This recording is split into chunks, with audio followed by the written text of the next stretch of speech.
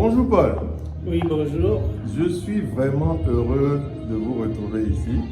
Moi aussi, c'est toujours un plaisir de vous retrouver dans les grands événements. Absolument, absolument. Dites-nous, ça fait longtemps que vous n'avez pas fait de grandes conférences comme vous avez l'habitude de faire. Qu'est-ce qui s'est passé? Ah si, nous faisons. Ah bon, la dernière c'était quoi? La dernière, c'était au Sénat, le Forum international des femmes et leaders, où on avait beaucoup d'ambassadeurs et du monde, y compris l'ambassadeur d'Arabie Saoudite. Et c'était le 24 juin dernièrement. Et le 25, on a fait le Forum des territoires à la mairie du 16e arrondissement sur l'autonomie et l'autonomie des territoires. Avec les maires, les différents maires africains du Sénégal, Côte d'Ivoire et Cameroun. Donc, et au mois de mars, on avait fait une conférence sur la sécurité et le développement dans le Sahel avec focus sur la dynamique fédérative des États du Sahel. Mais ça, c'est vraiment votre cœur de réflexion. Oui, c'est notre cœur de réflexion sur les questions de sécurité et de terrorisme. Parce que, il y a 10 ans, quand on commençait, l'Afrique allait mieux, il y a 5 ans, elle allait mieux, aujourd'hui ça va mal. Et prochainement, ça sera un peu plus difficile parce que toutes les puissances traditionnelles et émergentes font la compétition féroce sur l'Afrique pour avoir les minéraux africains afin de garder les puissances. Comment vous analysez, Paul, la grande réunion qu'il y a eu au Maroc entre la France et le roi du Maroc? C'est un tournant stratégique très important.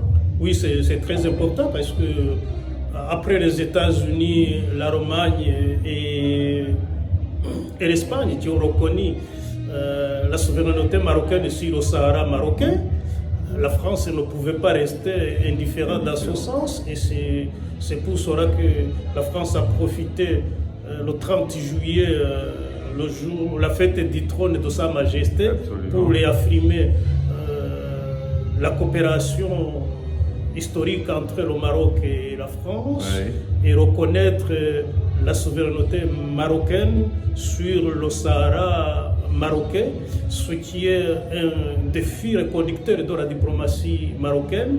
Et d'ailleurs, vous avez vu que le Maroc a remercié le président de la France, Emmanuel Macron, sur ce geste très attendu de la France, parce que comme c'est un pays membre du Conseil de sécurité qui rejoint les États-Unis, c'est que ça va se décanter, cette question dans les perspectives à venir.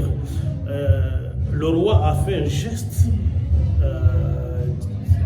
très rare d'ailleurs, d'accueillir lui-même le président Macron à l'aéroport. C'est la première fois que Sa Majesté sera à l'aéroport pour accueillir un chef d'État.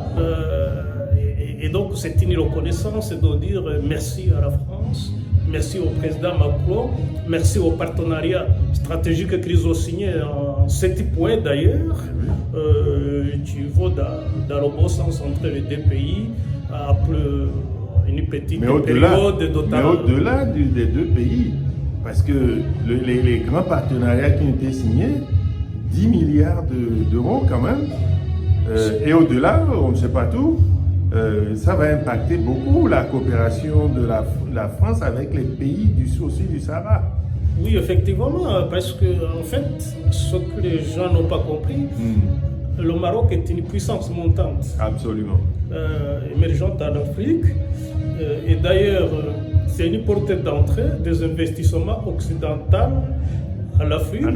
Et le Maroc a aussi investi beaucoup en Afrique. C'est le deuxième investisseur en Afrique de l'Ouest. Et c'était aussi un grand investisseur en Afrique.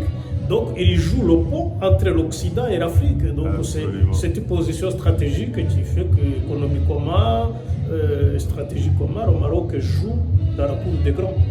Alors ce soir, c'est quand même le Nigeria qui est à l'honneur. Ah oui, bien sûr, le Nigeria, le grand pays africain, c'est le premier pays en termes économiques en Afrique. Et aujourd'hui, participer aux activités du Nigeria, ce géant africain, mais aussi participer à la soirée d'Ogara, là où nous sommes, c'est toujours un honneur. mais aussi un devoir de réaffirmer la puissance de l'Afrique à travers le Nigeria. Merci beaucoup, Paul. Merci. À très bientôt. À très bientôt.